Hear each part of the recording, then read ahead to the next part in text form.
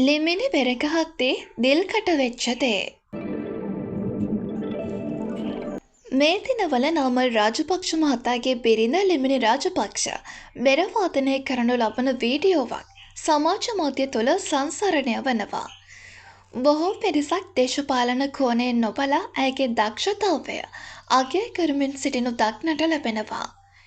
එසේම තවත් පිරිසක් ඇයට බැනවදිමින් සිටින ආකාරයක් දැක ගන්න ලැබෙනවා. මේ පිළිබඳව දෙරණ හිටපු නිවේදිකා දිල්කා සමන්මලී විසින් බනින පුද්ගලයින්ට බැනවදින ආකාරයේ පෝස්ටුවක්ද මේ වන විට සංසරණය වෙමින් පවතිනවා.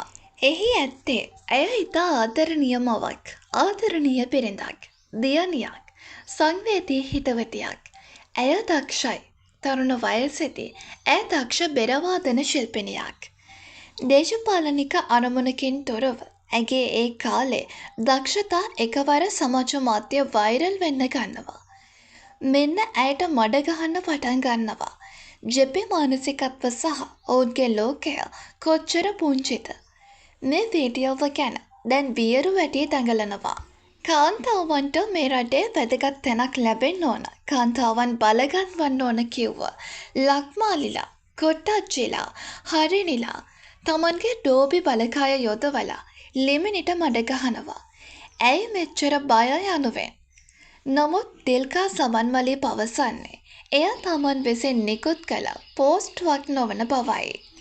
අනේ මන්දා, AI වලින් හද මෙහෙම පින්තූර දාන එකෙන් මම ලිව්වා වගේ පේන පෝස්ට් හදලා දාන එකේ මොනවා බලාපොරොත්තු වෙනවද කියලා. කොහොම වුණත් ලිමිනි ගැන කියලා තියෙන දේවල් වලට නම් විරෝධත්වයක් නැහැ. මොකද ඇය ඇත්තටම දක්ෂ ධෛර්යවන්ත කාන්තාවක් කියන එක නම් දෙකක් නැහැ.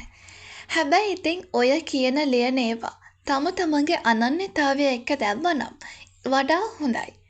නිකන් මගේ නම පාවිච්චි නොකර නැත මං අහන්නේ යනුවෙන් ඇය පවසා තිබුණා.